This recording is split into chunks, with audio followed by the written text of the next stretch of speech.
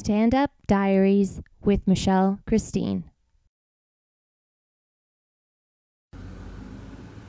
Hello, and welcome to Stand-Up Diaries, entry 136, and this one's called Always a Different Crowd. And tonight is my fourth comedy special at the Comedy Bar. It's Hot Let's Laugh. It starts at around 7:30 at 945 Bloor Street West, so very excited for that. And that'll be a unique crowd compared to most crowds because there's going to be a lot of people that I know. Some of them will be fans, but a lot of them will be friends. So that's kind of a unique kind of experience for me that adds a new level of kind of nerves, because you don't want to bomb or have a bad show in front of your loved ones, right?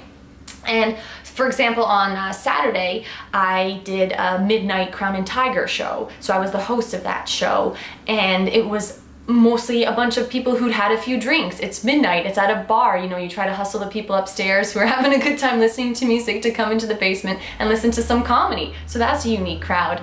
And then on Sunday, I was at Papa J's in Scarborough, and that was an interesting type of crowd. A lot of people were kind of guys in their, say, 30s who've come after working a long day. Maybe some of them were in construction, and you know, that's a unique crowd that you have to deal with. And I liked them because, you know, you can be a little bit of kind of flirtatious with the audience a little bit, and just a little bit more kind of raw and straightforward, and I really liked that about that audience.